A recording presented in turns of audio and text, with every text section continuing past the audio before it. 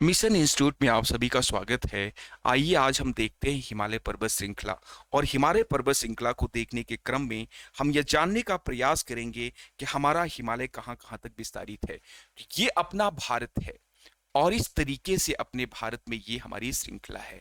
ये हमारे हिमालय की श्रृंखला है। इस प्रकार से ये हमारा सिक्किम है, ये हमारा अरुणाचल प्रदेश और फिर हमारा हिमालय कहीं ना कहीं जब हम देखते हैं तो यहाँ हमारी काराकोरम हो गया, ये हमारा लद्दाख हो गया, ये हमारी जास्कर श्रेणी है। और फिर जस्ट इसके नीचे हमारी एक श्रेणी आती है जो यहां से लेकर के इस भूक्षेत्र से लेकर के यहां तक विस्तारित है। इस प्रकार से हमारी श्रेणी क्या होगी? ये हमारी होगी महान हिमालय, जहां हमने कल ऊंची ऊंची चोटियों को देखा था। फिर आज हम अपने अध्ययन के क्रम में देखने का प्रयास करेंगे कि हमारे हिमालय में हमारी कौन सी और चोटियां हैं। तो जब हम इनको देखते हैं तो हमारा लघु हिमालय आता है, यह हमारा लेसर हिमालय आता है। और ये लेसर हिमालय आपके पीर पंजाल, और फिर यहाँ पर हम लोग देखें तो धौलाधर, और फिर यहाँ हम उत्तराखंड में अगर देखते हैं तो यही हमारा क्या हो जाता है, उत्तराखंड में हमारी नागा टिब्बा की पहाड़ियां हो जाती हैं। फिर हम लोग नेपाल में देखें तो महाभारत रेंज हो जाता है। असम वगैरह सिक्किम वाले इलाके में देखें तो ये इस तरीके से ये विभिन्न भागों में कटा फटा है, दार्जिलिंग रेंज। इस प्रकार से ये हमारा पूरी तरीके से लघु हिमालय क्या है, कटा फटा है, जिसे हम पहली हमारी जो श्रेणी होती है उसे हम पीर पंजाल रेंज जानते हैं। ये हमारे जे एंड के में है। पीर पंजाल, पीर माने होता है देवता, अर्थात हमारे देवता की चोटियां, यहां पर जम्मू कश्मीर के लोग इसे कहते हैं। और फिर यहां पर हमारी दूसरी रेंज होती है, जिस रेंज को कहीं ना कहीं हम लोग, ये हमारी काराकोरम हो गई, ये लद्दाख, ये जास्कर। और फिर हमारी यहाँ पर जो रेंज होती है उसे हम लोग क्या कहते हैं, उस रेंज को हम लोग धौलाधर रेंज कहते हैं। धौलाधर, धौलाधर है। और ये धौलाधर हमारी हिमाचल प्रदेश में होती है। फिर हमारे उत्तराखंड में हमारी जो श्रेणी होती है उसे हम नागा टिब्बा की श्रेणी के नाम से जानते हैं। ये हमारी नागा टिब्बा। और फिर हमारी महाभारत रेंज है। महाभारत रेंज हमारी जो है वो हमारे नेपाल में है। और फिर यहां पर कहीं ना कहीं आप देखते हैं तो असम श्रेणी आती है या दार्जिलिंग श्रेणी आती है। इस प्रकार से इसे ध्यान में रखना है। तो यहां पर हमारी ये सब चोटियां ऐसे ऐसे विस्तारित हैं। कटा फिटा है हमारा हिमालय जो हमारे लघु हिमालय का है। तो लघु हिमालय हमारा कैसा है, कटा फिटा हुआ हमें दिखाई देता है। तो हमारी पीर पंजाल रेंज जो होती है ये हमारे जे में है। और हमारे इस हिमालय की औसत ऊंचाई की अगर बात करें हम, तो यहां पर कहीं ना कहीं हमको देखने को मिलता है 3000 मीटर से लेकर, 3000 मीटर से लेकर के कहीं ना कहीं आप देखेंगे 4000 मीटर तक इसकी क्या होती है, औसत ऊंचाई होती है। औसत ऊंचाई होती है। और ये 60 किलोमीटर से लेकर के, 60 किलोमीटर से लेकर के 80 किलोमीटर क्षेत्रफल में क्या हुआ है, फैला हुआ है। 80 किलोमीटर क्षेत्रफल में ये हमारा फैला हुआ है। और ये कहीं ना कहीं हम लोग देखें, ये हमारे निर्माण के क्रम में तृतीय क्रम में निर्माण हुआ, जब तीसरी बार हमारी प्लेट टकराई है। और फिर ये कहीं ना कहीं आप देखें तो ये आपका जो महान हिमालय होता है, आपका ट्रांस हिमालय महान हिमालय से जो अलग होता है, वो कहीं ना कहीं ITS-Z से अलग होता है, Indo Tibetan Tsangpo suture zone से अलग होता है। और फिर ये जो हमारा महान हिमालय और लघु हिमालय अलग होता है, ये हमारा हिमालय जो अलग होता है, तो दूसरा फॉल्ट बना यहां पर, तो वो कहीं ना कहीं आप देखेंगे तो यम सिटी से अलग होता है। यम सिटी मेन सेंट्रल थ्रस्ट से अलग होता है। ये हमारा इस प्रकार से महान हिमालय यम सिटी से अलग होता है। और फिर हमारा लघु हिमालय और शिवालिक हिमालय यम बीटी से अलग होता है, मेन बाउंड्री थ्रस्ट से अलग होता है।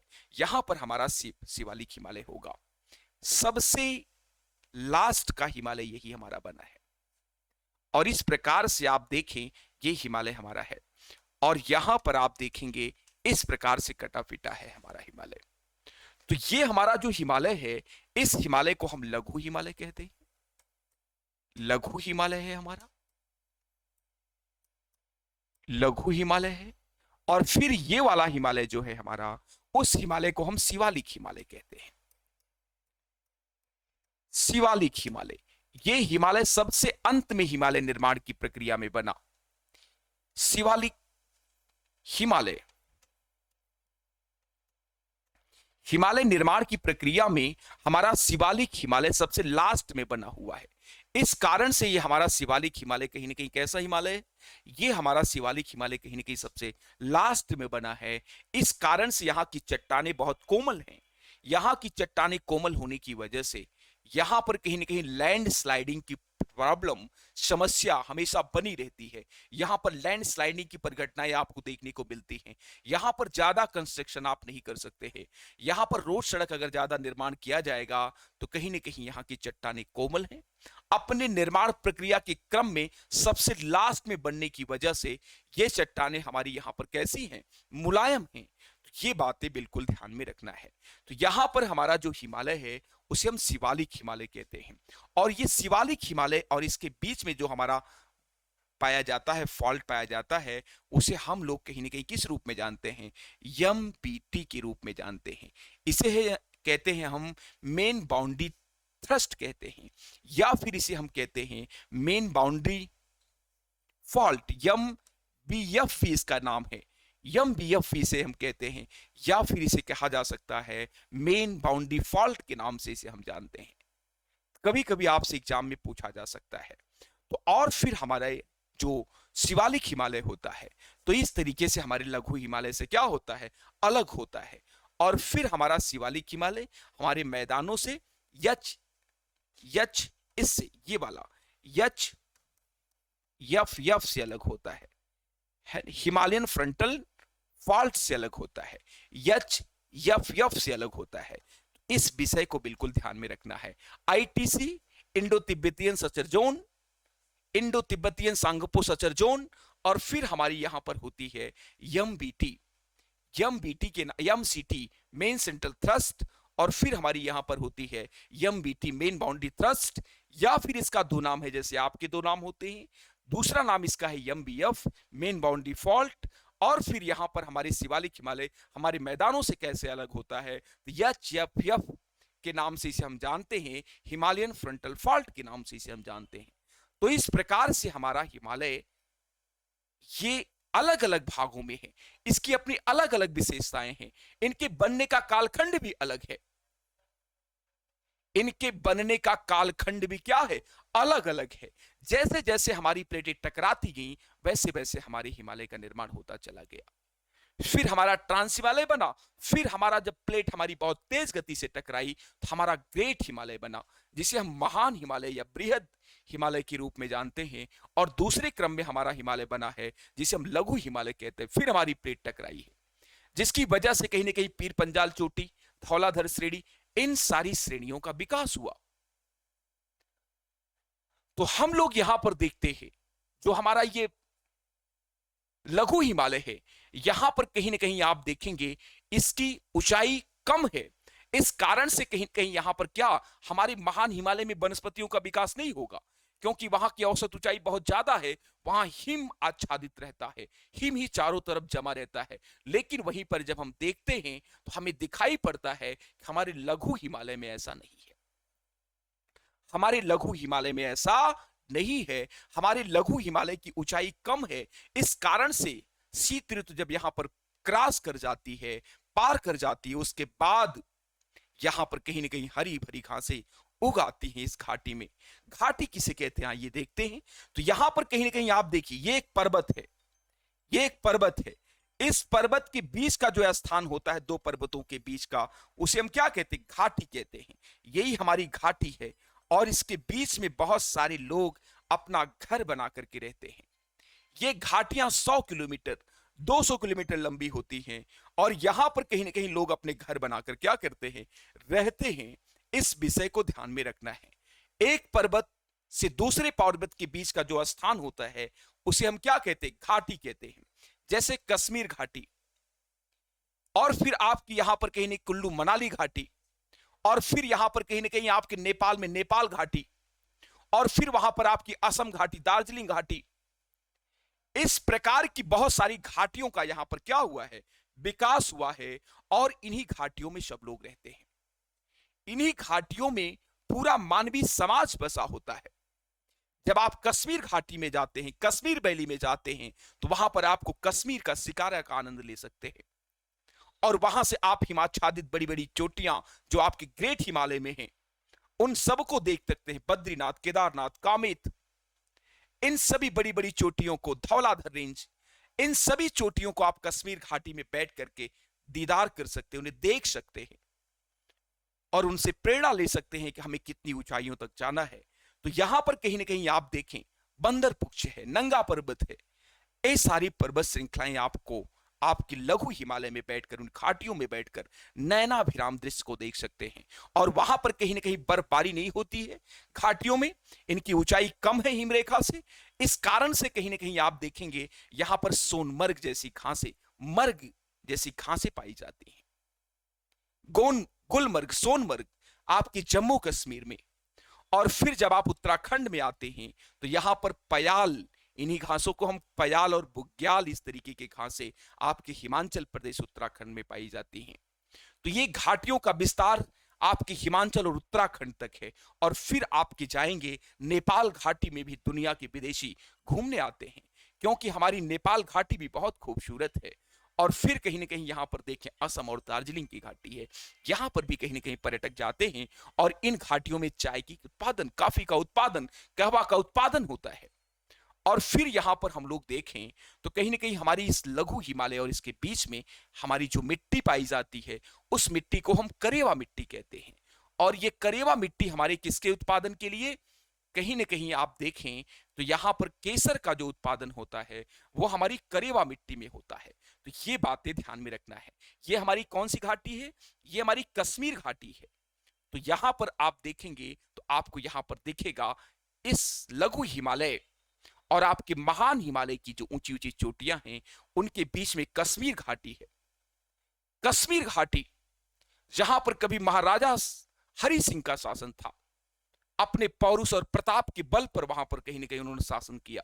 तो ये बातें ध्यान में सबको रखनी है। तो यहां पर जब हम देखते हैं तो यहां पर कश्मीर घाटी में डिस्टरबेंस था।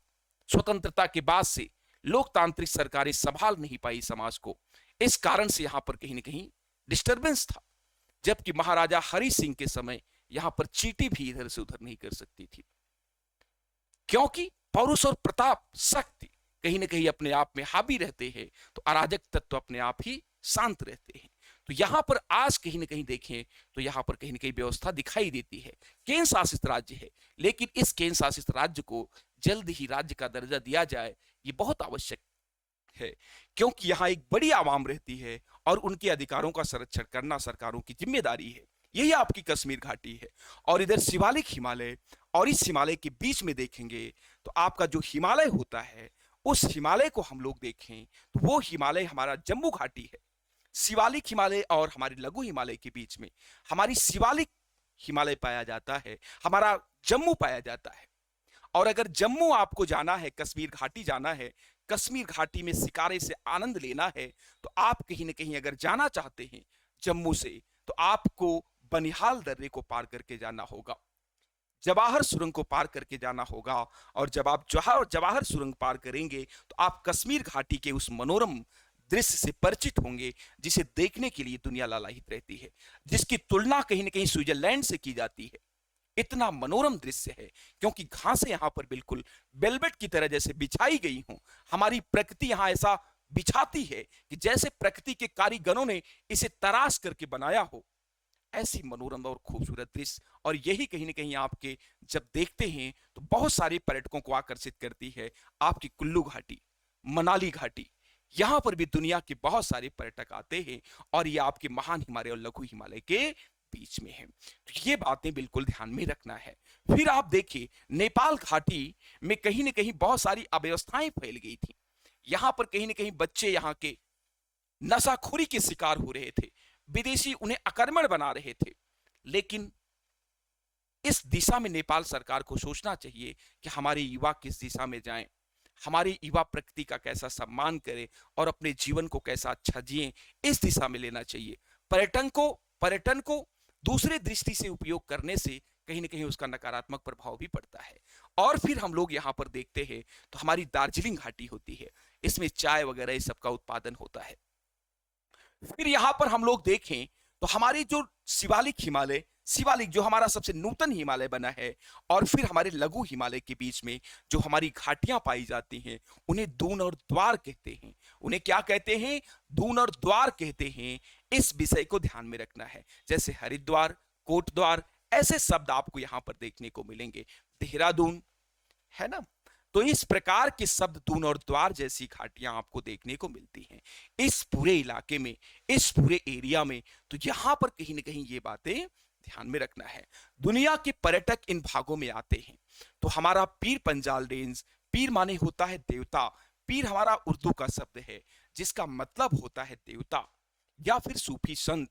तो यहां पर कहीं ना कहीं पीर अपने आप में एक सूफियाना अंदाज का शब्द है और हमें बहुत कुछ संदेश देता है। तो यहां पर कहीं ना कहीं ये हमारी पीर पंजाल, हमारे सूफियों, हमारे संतों की ये चोटी है। और फिर हमारी ये चोटी आती है जिसे हम धौलाधर रेंज के नाम से जानते हैं। धौलाधर रेंज है हमारी ये धौलाधर रेंज है आपकी। और फिर ये आपकी उत्तराखंड में है। नागा टिब्बा की पहाड़ियां आपके हिमाचल प्रदेश में है, नागा टिब्बा की पहाड़ियां आपके उत्तराखंड में हैं। और फिर इस प्रकार से दून और द्वार जैसी घाटियों का विकास हुआ है यहां पर। तो हमारे हिमालय को जब हम देखते हैं तो सबसे पहले हमारा हिमालय होता है ट्रांस हिमालय, जिसे हम ट्रांस हिमालय के रूप में जानते हैं, जो हमारा सबसे पुराना हिमालय है। इसे हम सबसे पुराने हिमालय के तौर पर दर्ज करते हैं। किसके तौर पर? सबसे पुराना हिमालय अगर हमारा है, सबसे पुराना हिमालय अगर हमारा है, पुराना हिमालय अगर कोई है तो वो हमारा हिमालय कौन सा है? वो हमारा यही ट्रांस हिमालय है। सबसे पहले बना था ये।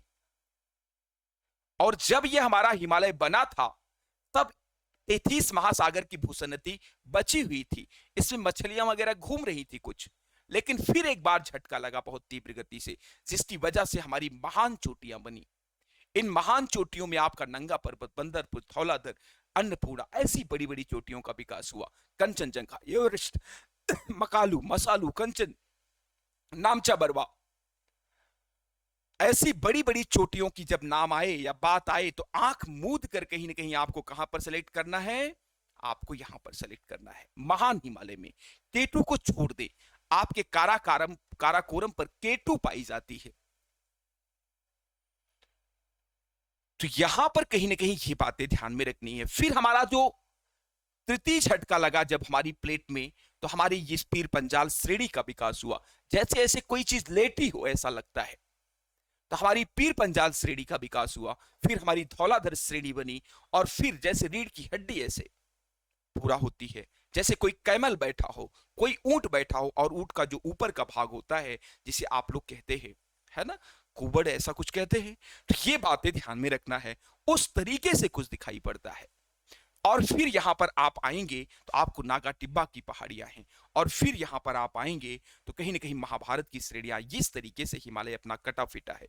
और हमारा शिवालिक हिमालय जब अरुणाचल प्रदेश में आता है तो ये पूरी तरीके से आपके लघु हिमालय में गुम्फित हो जाता है, लघु हिमालय में मिल जाता है बिल्कुल। इसे अलग करना बहुत ही मुश्किल काम है। और एक विषय हम सभी विद्यार्थियों को ध्यान में रखना है, प्रिय विद्यार्थियों, कि हमारे हिमालय की जो चौड़ाई है वो कहीं ना कहीं पश्चिम भाग में अगर हम देखते हैं तो सबसे ज्यादा है। सबसे ज्यादा चौड़ा अगर हमारा कोई हिमालय है तो हमारा पश्चिम का हिमालय है।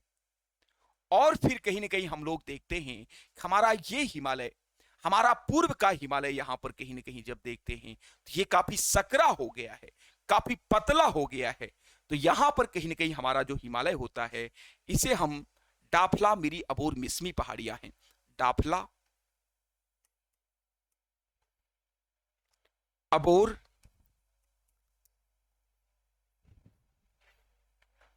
मिरी और मिसमी, मिसमी पहाड़ियां हैं। डाफला, अबोर, मिरी, मिसमी पहाड़ियां हैं। अरुणाचल प्रदेश में ये कट छट जाती हैं आपस में गुम्फित होकर। और डाफला, अबोर, मिरी, मिसमी पहाड़ियां हमारे शिवालिक हिमालय का हिस्सा हैं। और इन पहाड़ियों, ये पहाड़ियां हमारे अरुणाचल प्रदेश में पाई जाती हैं। अरुणोदय की सरजमी पर पाई जाती हैं। तो ये पहाड़ियां कहीं ना कहीं यहां पर देखने को मिलती हैं। डाफला पर डाफला जनजाति के लोग रहते हैं, मिरी पर मिरी जनजाति के लोग रहते हैं, और कहीं ना कहीं अबोर पर अबोर जनजाति के लोग रहते हैं, और मिस्मी पर मिस्मी जनजाति के लोग रहते हैं। इस पर विशिष्ट जनजाति के लोग रहते हैं, और उसी विशेषता के आधार पर इनका नामकरण पड़ा है, उन्हीं जनजातियों के आधार पर इसका नामकरण पड़ा है। लेकिन एक बहुत इसका दुखद पक्ष है, ये जनजातियां आपस में लड़ती हैं, इनके अंदर शिक्षा का अभाव है, अपने निजी पहचान को लेकर के आपस में संघर्ष करती हैं, अर्थात ये समझती हैं कि हमारा यही पहाड़ ही पूरा संसार है, जबकि संसार बहुत बृहद और व्यापक है। लेकिन शिक्षा के अभाव में ये कुएं के मेढक बन गए हैं, और आपस में ही छोटी छोटी बातों को लेकर के संघर्ष करते रहते हैं, जिससे कहीं ना कहीं शिक्षा और अन्य चीजों से दूर है। अगर ये व्यापक समाज को देखेंगे, व्यापक अवसरों की तलाश करेंगे, तब ये आपस में नहीं लड़ेंगे। तो भारत सरकार कहीं ना कहीं निरंतर रूप से प्रयास में जुड़ी है कि इन सबको शिक्षा दे करके कहीं ना कहीं इन्हें कुएं के मेढक बनने से मना रोका जाए, उस पर रोक लगाई जाए, और इन्हें बताया जाए शिक्षा के माध्यम से कि दुनिया बहुत व्यापक है, आपस में लड़ने से कोई फायदा नहीं है। ये बातें जब इनके दिमाग में आ जाएंगी तो कहीं ना कहीं इनका भी विकास त्वरित गति से होगा। जैसे नॉर्थ ईस्ट में बहुत सारी जनजातियां हैं जो कहीं ना कहीं अच्छा विकास के पैमाने पर काम कर रही हैं, लेकिन जब आपसी संघर्ष करेंगे और पहाड़ को ही अपनी दुनिया मानेंगे, तो कहीं ना कहीं आप विकास नहीं कर पाएंगे। व्यापक समाज के साथ जब आप जुड़ेंगे, व्यापक समाज के साथ जब आपका संपर्क होगा, शिक्षा के साथ जब आपका संपर्क होगा, तब कहीं ना कहीं आपका सामाजिकरण भी होगा और आपका शैक्षिकरण भी होगा, और फिर उसी के तहत आपका सशक्तिकरण भी होगा। समाज से जो हमारा समाज कट जाता है, उसका विकास स्वतः बाधित हो जाता है। तो इस कारण से कहीं ना कहीं यहां पर हमें यह देखने को मिलता है कि हमारी ये जनजातियां यहां पर निश्चित है रूप से पाई जाती हैं। अब हम लोग यहां पर देखते हैं, एक बात आपकी प्रतियोगी परीक्षा में बार बार पूछा जाता है, ITCZ हमारी किसको अलग करता है? तो प्रिय विद्यार्थियों, इस बात को बिल्कुल ध्यान में रखें कि हमारे ट्रांस हिमालय और महान हिमालय के बीच जो फाल्ट है, जो टूटन है, उसे हम कहते हैं Indo Tibetan Tsangpo suture zone कहते हैं उसको हम। और फिर हमारे महान हिमालय को हमारे ट्रांस हिमालय से तो जो फाल्ट जोड़ता है, उस फाल्ट को हम कहते हैं MCT, या हम इसे कहते हैं मेन सेंटर थ्रस्ट। और फिर हमारे महान हिमालय और लघु हिमालय के बीच में जो जोड़ता है, उसे हम कहते हैं MBT कहते हैं, या मेन बाउंड्री थ्रस्ट कहते हैं, या इसका एक दूसरा नाम भी है, जैसे आपका दूसरा नाम होता है MBF, इसे हम कहते हैं, या मेन बाउंड्री फ्रंट कहते हैं। और फिर हमारे शिवालिक हिमालय की जब हम बात करते हैं, और शिवालिक हिमालय को हमारे मैदानों से जोड़ने वाला जो फाल्ट होता है, अलग करने वाला जो फाल्ट होता है, उसे हम HFF कहते हैं, या फिर हम कहते हैं हिमालयन फ्रंटल फ्रंट। तो इस तरीके से हमारा ये हिमालय होता है, और हमारी घाटियां, ये हमारा पर्वत है, और हमारे पर्वत के बीच का जो स्थान होता है, वहीं पर हमारी क्या होती हैं? घाटियां होती हैं। ये हमारा पर्वत है, और हमारे पर्वत के बीच का जो स्थान होता है प्रिय विद्यार्थियों, उसे हम क्या कहते हैं? घाटी कहते हैं। और यहां पर आपको घाटियां छोटी दिख रही हैं, लेकिन क्या ये घाटियां इतनी छोटी हैं? नहीं, ये घाटियां बहुत लंबी हैं, बहुत विस्तारित हैं, बहुत लंबे परिक्षेत्र में फैली हुई हैं, और इन घाटियों पर पूरा का पूरा मानव समाज रहता है। जैसे आप जब कश्मीर घाटी में जाएं तो आप देखेंगे वहां पूरा मानव समाज रहता है, पूरी अपनी सभ्यता रहती है, पूरी अपनी जीवन संस्कृति रहती है, पूरा अपना व्यापार वहां पर सजा हुआ है, और इन घाटियों में ठंडी हवाएं चलती हैं रात्रि के समय, तो उन ठंडी हवाओं का आनंद आप प्राप्त कर सकते हैं। तो ये बात ध्यान में रखनी है। और जब घाटियां हमारी थोड़ा नीचा होती हैं, जहां पर हिम वगैरह नहीं जमते हैं, तो वहां पर हमारे घास पाए जाते हैं, और फिर ये नैनाभिराम दृश्य का कारण बनते हैं। जब हम हरी भरी घासों को देखते हैं और फिर साथ में हम बड़े बड़े पर्वतों को देखते हैं, तो ये हमारी कश्मीर घाटी की, इसीलिए लोग सैर करने जाना चाहते हैं, इसीलिए लोग वहां पर घूमना चाहते हैं, क्योंकि वहां का जो प्राकृतिक सौंदर्य है वो कहीं ना कहीं व्याख्या से परे है। तो ये बातें ध्यान में रखनी है। आप डल झील में जब घूमते हैं तो वहां पर कहीं ना कहीं आपको शिकारा मिलता है, और शिकारे पर बैठ करके आप कहीं ना कहीं डल झील का दृश्य का आनंद ले सकते हैं। और जस्ट आप यहाँ शिकारे में कश्मीर घाटी में घूम रहे हैं, और फिर ये आप देख रहे हैं, ये जो आपकी लाइन होती है, ये लाइन आपकी क्या है? ये आपके महान हिमालय है, ग्रेट हिमालय है प्रिय विद्यार्थियों। यहीं से आप नंगा पर्वत को अपने देख सकते हैं, यहाँ पर जो मौजूद है सबसे पश्चिमोत्तर में। फिर यहाँ पर बंदर पुच्छ को भी देख सकते हैं, कामेत को देख सकते हैं, बद्रीनाथ को देख सकते हैं, त्रिशूल को देख सकते हैं, नंदा देवी को देख सकते हैं। ऐसे सारे पर्वतों को आप देखेंगे तो आपको बहुत अच्छा लगेगा, ऊंचे ऊंचे पर्वत।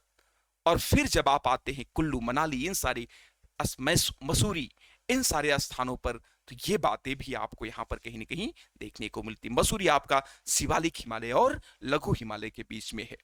कुल्लू तो आपका महान हिमालय और लघु हिमालय के बीच में है। ये सब घाटियां भी अपने आप में बेहद मनोरम और खूबसूरत है। इसी कारण से जब ब्रिटिश लोग भारत में आए थे तो ब्रिटिश लोग यूरोपीय तुल्य जलवायु में रहने के लिए अनुकूलित थे, तो उन्होंने अपना जो सेंटर बनाया था वो शिमला में बनाया। क्योंकि शिमला का जो प्राकृतिक सौंदर्य है, जो प्राकृतिक वहां की जो मौसम है, वो कहीं ना कहीं अवर्णनीय है, अकल्पनीय है, बहुत अच्छा है। जैसा यूरोप में है, ठीक उसी प्रकार की क्लाइमेटिक सिचुएशन आपको इन स्थानों पर मिलती है। इसीलिए ब्रिटिश के जितने भी अधिकारी होते थे वो गर्मी के दिनों में कहीं ना कहीं शिमला जाकर के वहां पर रहते थे। आज भी उसके तमाम प्रकार की बिल्डिंग आपको देखने से ये बातें स्पष्ट हो जाएंगी, ये बातें आप स्वतः जान जाएंगे। तो यहां पर कहीं ना कहीं ये बातें, वहां पर उनके होटल और कहीं ना कहीं लॉज होती थी ब्रिटिश अधिकारियों को रुकने के लिए, तो बड़ी बड़ी लॉजें आपको देखने को वहां पर मिलेंगी। क्योंकि यूरोपीय तुल्य जलवायु की तरह वहां पर जो क्लाइमेटिक सिचुएशन है वैसा है। इस कारण से आज भी शिमला, कुल्लू मनाली में लोग अपना रिजॉर्ट बनाना चाहते हैं, घर बनाना चाहते हैं, क्योंकि वहां की जो मौसम है वो काफी अच्छा है। इस कारण से ऐसा है। तो यहां पर हम लोग देखते हैं, और फिर हम लोग यहां पर देखें तो कहीं ना कहीं देहरादून, द्वार, कोट द्वार, ऐसे शब्द आते हैं आपके सामने। तो दून द्वार जैसी घाटियां आपके शिवालिक हिमालय और आपके लघु हिमालय के बीच में पाई जाती हैं। फिर आपका नेपाल हिमालय, जो महाभारत रेंज है आपकी, कहीं ना कहीं ये कम खूबसूरत नहीं है, ये भी अपने आप में बेहद खूबसूरत स्थल है। तो ये बातें ध्यान में रखनी है। आपकी जम्मू एंड कश्मीर में करेवा मिट्टी का विकास हुआ है, और करेवा मिट्टी में केसर का उत्पादन होता है, और जम्मू कश्मीर का केसर पूरी दुनिया में फेमस है। तो ये बातें हमें हिमालय के संदर्भ में ध्यान में रखना है कि हमारा हिमालय कैसा है। तो हम जब भी हिमालय का अध्ययन करें प्रिय विद्यार्थियों, हिमालय को बांट करके अध्ययन करें।